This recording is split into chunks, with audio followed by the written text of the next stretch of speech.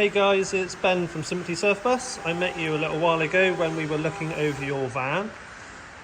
There it is. It's your collection day tomorrow, and I'm just going to do a little run through of where your electrics are, how they work, how your fridge works, where the gas bottle is, where the gas tap safe is, and a few other things just to help you along your way.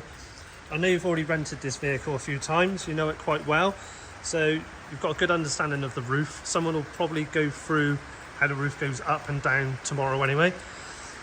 So starting underneath your bonnet,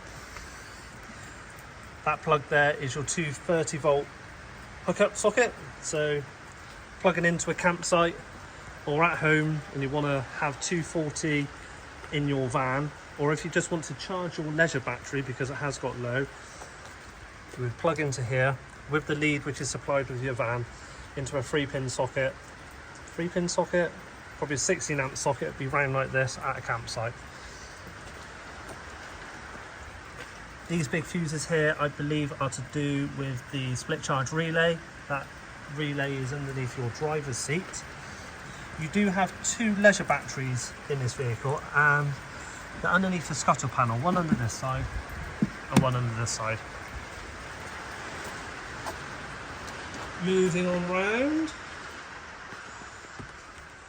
as I said a moment ago, your split charge relay is under your driver's seat. There it is, that Sterling power unit. You haven't got to do anything with it. It will recognise from your alternator when to take power and put it to your leisure battery. Your fridge. So open up your door, on the left hand side, got this little LED display. Press and hold the power button for a few seconds, let go and it will light up. Just wait a minute. There we go. Now we're all turned on. The blue light at the top here is indicating that it's on its minimum coolness. Pressing the temperature button there will go through to the maximum coldness it can go. We recommend whilst driving to your campsite, wherever you're going on holiday, whilst you're driving, have your fridge on as cold as it goes, and when you get to your site or where you're stopping, bring down the coolness to sort of the middle temperature, just to sort of reserve any battery life. When you're not using your fridge, press and hold the power button to turn it off. Just saves any drain on your leisure battery when you're not using your fridge. Moving on to the rear of the van, still with your electrics. I'll just put this light in here, just make it a bit easier. Just there is your garage unit, very much like you've got at home. If it were to trip out on site, this one would go here, that's your main switch, and it is actually labelled sockets and charger. The charger is this red unit up here, the Durite. That is a battery charger. So if your leisure battery is low and you are on 230 hookup, this power LED should come on and it will show you a status of charge on your battery, and that'll just trickle that along quite nicely. Just behind the garage unit there is another fuse board. That fuse board is for the 12 volt side of things, so your fridge, lights, USBs, your night heater, anything stops working there and your battery is full up, your fault would be over here. You've potentially got a blown fuse. As I said at the beginning, the hookup plug is just inside there. Rolling on to the gas for your hob. There is a gas bottle in here already. You're probably quite aware. You might have had to go in this when you've rented it. 907 camping gas bottle. This little knob at the top here opens the gas flow. So when you're travelling, make sure this is wound all the way in. Get to site, wind it anti-clockwise, and that'll open the gas through the regulator. There is a secondary shut-off valve which is through this top cupboard underneath your sink, just back there. This is your shut-off valve, so the gas has flown all the way to this point so far. It's in the off position. Turn it upright, and now the flow is going all the way to your hob.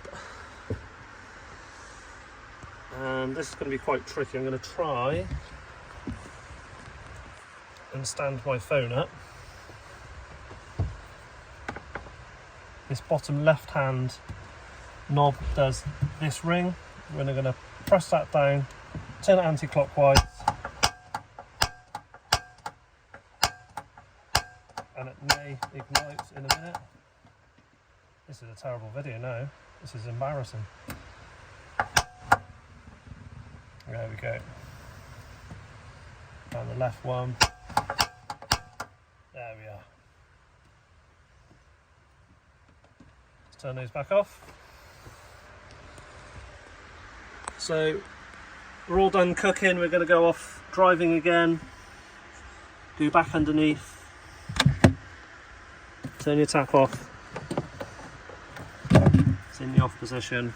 Back to your gas bottle.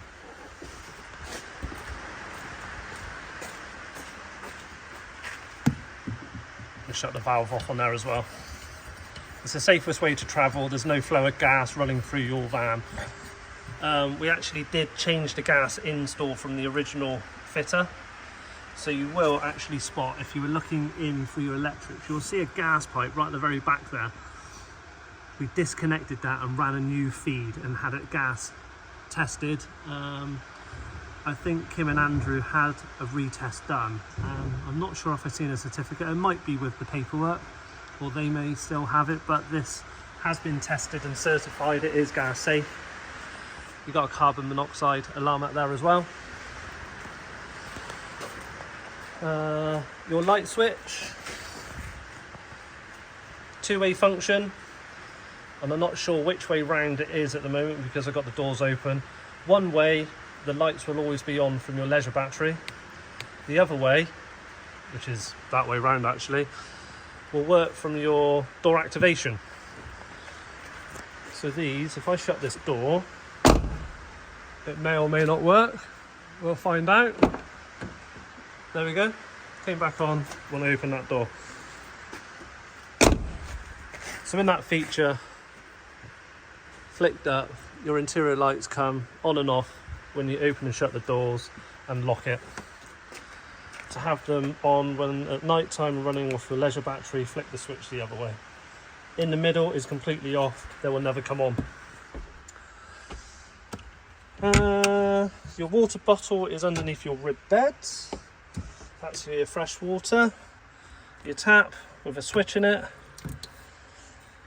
That's it flowing. I think potentially that could be all. I did find all the instructions for the fridge and the hob and the heater. There's loads of paperwork to read through to familiarise yourself with lots of things. One thing I did just spot, the light underneath this shelf. There's a little touch pad just here. Turn it on and off. Turn it back on. Press and hold it, it will dim down and release, and press and hold, it'll go back in brightness. There we have it, guys. Hopefully I've explained everything you need to know. If not, give me a shout. I'll try and do another video, or pop in and see us. Have a wicked time camping in your camper van now, and hopefully when you go away next time it's not as miserable as it is today. Cheers, guys.